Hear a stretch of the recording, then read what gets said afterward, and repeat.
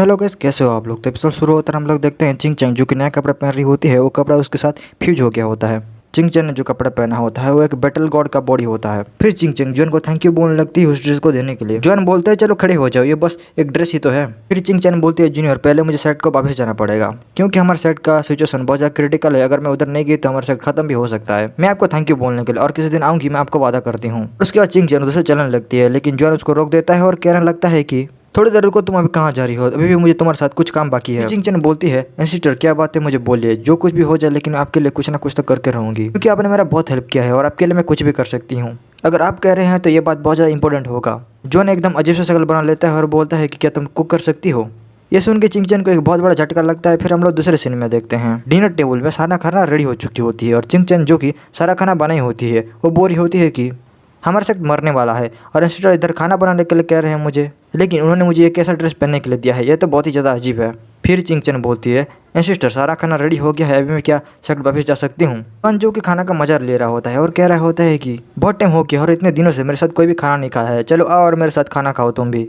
ये लोकल पोर का मीट खाओ, सच में मैं बता रहा हूँ तुमको बहुत ज़्यादा मजा आने वाला है। जॉन बोलती है सिस्टर मैं बहुत ज़्यादा टायर्ड हो गई हूँ और मैं भी खाने के मूड में बिल्कुल भी नहीं हूँ। लेकिन जॉन उसके मुंह में घुसा देता है और चिंग चैंग बोल रही होती है सिस्टर आप ये क्या कर रहे हैं। और उस पोर की मीट को खाने के बाद चिंग चैंग बोलने लगती है कि यह तो कोई पोर का मीट नहीं लगता है, ये तो यूनिकॉर्न का मीट है। ये मीट हमारे विलेज की मीट से बहुत ही ज़्यादा अलग है। फिर चिंग चैंग बोलने लगती है लेजेंड कहते हैं 10,000 साल पहले पॉइजन असुर का मदर बहुत ज़्यादा बीमार पड़ गया था और उसको बचाने के लिए यूनिकॉर्न का मीट चाहिए था, लेकिन पॉइजन असुर यूनिकॉर्न को नहीं मार पाया और वो फेल हो गया। कहा जाता है यूनिकॉर्न बहुत ज़्यादा रेयर होते हैं और उसका मांस खाना तो बहुत ही ज़्यादा इम्पॉसिबल बात है। चिंग चैंग जो कि यूनिकॉर्न का मांस खाने के बाद एकदम पागल हो चुकी होती है। जॉन उसको देख के बोल रहा होता है ये लड़की को क्या हो गया, ये लड़की अभी अजीब गरीब हरकतें क्यों कर रही है। फिर जॉन उसको पानी पीने के लिए कुछ वाटर देने लगता है और चिंग चैंग बोल रही होती है कि कोई बात नहीं है सिस्टर, मैं बिल्कुल ठीक हूँ, आपको इतना ज़्यादा मेहनत करने की कोई ज़रूरत नहीं है।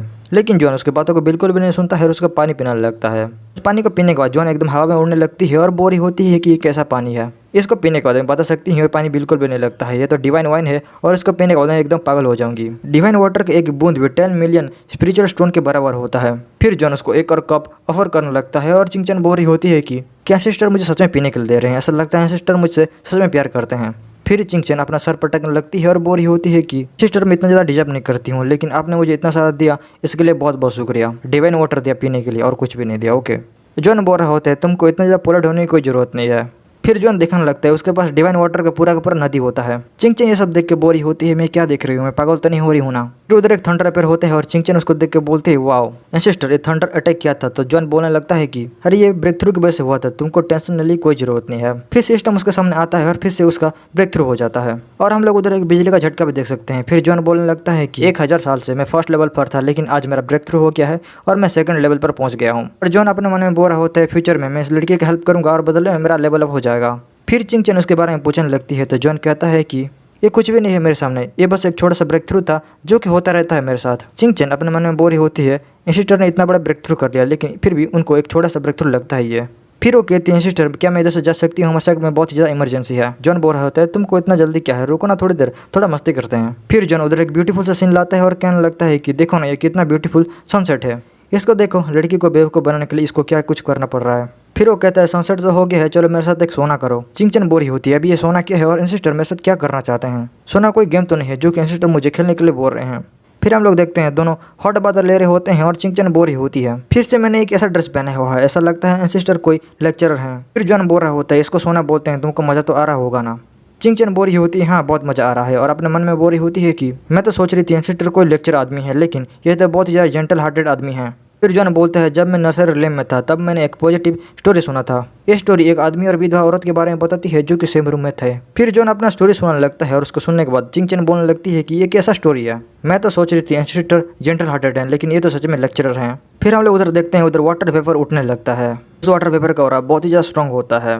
लेकिन जॉन अपना स्टोरी सुनाते ही जा रहा होता है और चिंग चैंग बोल रही होती है सिस्टर आप ये क्या कर रहे हैं, बंद करो ना इसको। फिर जॉन कोई हेवन टेक्निक यूज करने लगता है और कह रहा होता है कि इस टेक्निक को बहुत ही भागों में बांटा गया है जिसको हम लोग कहते हैं yellow profound earth heaven and emperor. बस डिवाइन स्वॉर्ड सेक्ट ही अर्थ लेवल पर ही है। फिर जॉन अपना सूट बूट पहन लेता है और चिंग चैन को अपने बाहू में पकड़ लेता है और कह रहा होता है कि मैं ऐसा दुनिया बनाऊंगा जिधर कि मैं तुमको बुली कर सकता हूँ। चिंग चैंग बोरी होती है, ऐसा लगता है सिस्टर मुझसे बहुत प्यार करते हैं। फिर जॉन बोलता है जाओ लो, मैंने तुमको ढूंढ लिया। और वो कहने लगता है कि सिस्टम तुमने देखा मैंने उसके साथ क्या कुछ नहीं किया, मैंने उसके साथ डिनर किया, मैंने उसके साथ सोना भी किया और उसके साथ मैंने स्टोरी टेलिंग भी किया है। उसके बाद तक सुनकर सिस्टम एकदम गुस्सा हो जाता है और हम लोग नेक्स्ट डे देखते हैं। सुबह का टाइम होता है और दोनों बाहर खड़े होते हैं और जॉन बोल रहा होता है कि लियो अभी मुझे तुमको एंटरटेनमेंट करने के लिए मेरे पास कुछ भी नहीं है, इसलिए तुम अपना साइड वापस जा सकते हो। चिंग चैन बोलती है थैंक यू सीनियर मेरे लिए इतने सारा चीज़ करने के लिए।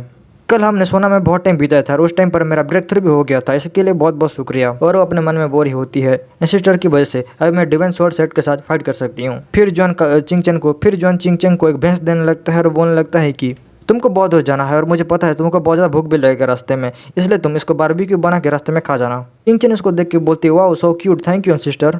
और वो अपने मन में बोरी होती है, लगता है इस भैंस को मैंने किधर तो देखा है। फिर वो बाय बाय करके चलने लगती है और जॉन भी उसको देख के रो पड़ता है और बोल रहा होता है कि ठीक से घर जाना और डिवाइन स्वॉर्ड सेट की प्रॉब्लम को ठीक करके ही आना। फिर जब चिंग चैंग उधर से चली जाती है तो उधर नाचने लगता है और कह रहा होता है कि लीव चली गई है, अभी मैं अपना अंडरवेयर पहन के बर्ड के साथ खेलूंगा। फिर सीन चेंज होता है, हम लोग को एक बड़ा सा स्वॉर्ड दिखाया जाता है और वो स्वॉर्ड सेट होता है। अंदर एक आदमी बैठा होता है, कह रहा होता है मुझे जो चाहिए था तुम लोगों ने लेके आए हो ना। उधर दो लोग बैठे होते हैं और कह रहे होते हैं मास्टर हम लोगों ने एक को मिस कर दिया, लेकिन आपके लिए हम लोग जरूर लेके आएंगे। हाई किंगडम ने एक को भेजा हुआ है उसको हंट करने के लिए। उस लड़की के पास एक गोला जैसा चीज होता है जिसको वो अपने मास्टर को दे देती है। तो मास्टर उसको पकड़ते हैं और बोलते हैं रेड ये ट्रेजर मेरे हाथ में है। में डिवाइन स्वॉर्ड सेक्ट का मास्टर होता है और उसका नाम होता है जैंग उइमिंग। जब उस ट्रेजर को पकड़ता है उसके साथ कुछ होने लगता है और वो कह रहा होता है कि मेरे बॉडी के साथ क्या हो रही है। फिर हम लोग उइमिंग की बस को सुनते हैं जो कि कह रहा होता है तुम डिवाइन स्वॉर्ड सेक्ट से बिल्कुल भी नहीं हो और मैं डिवाइन स्वॉर्ड सेट का मास्टर हूँ उइमिंग, इसलिए मैं तुमको कमांड देता हूँ तुम मुझे मेरा बॉडी वापस लौटा दो। फिर उइमिंग के साथ कुछ होने लगता है और उसका पर्सनालिटी चेंज हो जाता है और दूसरा पर्सनालिटी कहने लगता है कि तुम इतना ज़्यादा रूड क्यों हो रहे हो, टाइम हो गया है तुमको तुम्हारा रूडनेस के लिए पनिशमेंट देने का। फिर वो दूसरा पर्सनालिटी जो कि उइमिंग के शरीर में घुस गया होता है वो उइमिंग को बहुत ही बड़ा झटका देने लगता है। उइमिंग कह रहा होता है मुझे मेरा बॉडी नहीं चाहिए, लेकिन मुझे छोड़ दो प्लीज। फिर उसके अंदर का आदमी कहने लगता है मेरे पावर धीरे धीरे करके बढ़ रहा है, मुझे और चाहिए और भी ज़्यादा चाहिए। फिर ऑर्डर देने लगता है और कहता है कि इमोर्टल सेक्ट कल हमारा होना चाहिए। दोनों लोग जो कि उसको वफादार होते हैं वो लोग कहते हैं हाँ हो जाएगा।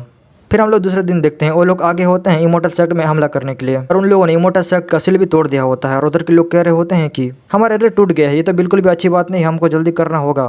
फिर उधर के आदमी लोग चिल्ला चिल्ला कहने लगते हैं डिवाइन स्वॉर्ड सेक्ट आ गया है हमारे ऊपर हमला करने के लिए।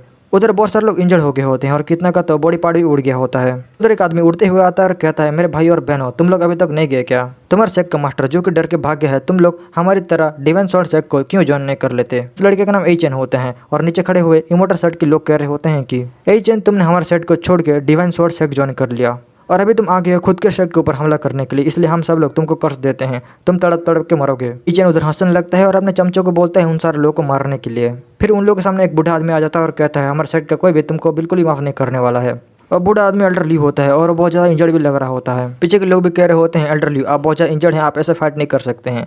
फिर एल्डर यू एचएन के ऊपर हमला कर देते हैं, लेकिन एचएन के सामने एक लड़का आ जाता है और एल्डर ली के बार को रोक देता है।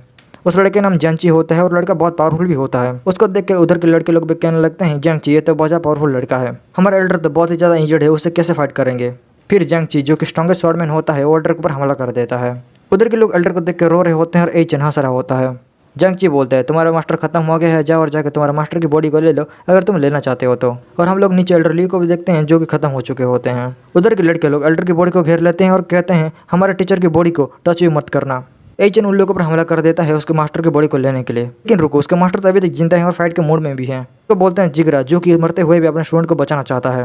अंडर लीव बोल रहे होते हैं मैं अपने सेट का आखिरी चांस हूँ, अगर मैं मर गया तो कौन फाइट करेगा मेरे सेट के खिलाफ? एचएन उनके ऊपर हमला कर रहा होता है, लेकिन अचानक से एचएन के ऊपर एक बहुत बड़ा झटका लगता है और उसके बाद एचएन जाके एक बहुत बड़ा पिलो से टकरा जाता है और वो पिलो चूर चूर हो जाता है। उधर के लोग ये देख के शौक हो जाते हैं कि कौन है जो कि एचएन के ऊपर हमला कर सकता है। फिर हम लोग एचएन को देखते हैं जो कि खत्म हो गया होता है और नीचे पड़ा होता है। मास्टर चिल्ला के बोलने लगते हैं क्या एचएन खत्म हो गया? फिर उधर चिंग चैंग की बहुत ही बड़ी शानदार एंट्री होती है और बोरी होती है कि 100,000 ईयर साल पहले स्वॉर्ड सेक्ट एकदम छोटा सा सेक्ट हुआ करता था, हमारा इमोर्टल सेट के सामने तुम्हारा सेट कुछ भी नहीं था, लेकिन अभी तुम लोगों का हिम्मत कैसे हुआ मेरे मास्टर को छूने का भी? भाई साहब लड़की बहुत ही ज़्यादा हॉट लग रही है भाई लोग, इसके ड्रेस को देखो, मैं देख के पागल हो जाऊंगा। अगर वीडियो में पूरी नहीं आता है तो मैं कम्युनिटी पोस्ट में डाल दूंगा, तुम लोग घूर घूर कर देख लेना। और नीचे भैंस भी हो जिसको जॉन ने दिया था, और भाई भैंस भी क्या लग रहा है। और इसके साथ ये वाला एपिसोड इधर ही खत्म हो जाता है और शायद ये आखिरी चैप्टर था। ये नया मांगा है इसलिए इसका नेक्स्ट चैप्टर कब आएगा पता नहीं, लेकिन जब आएगा टेंशन मतलब मैं डाल दूंगा।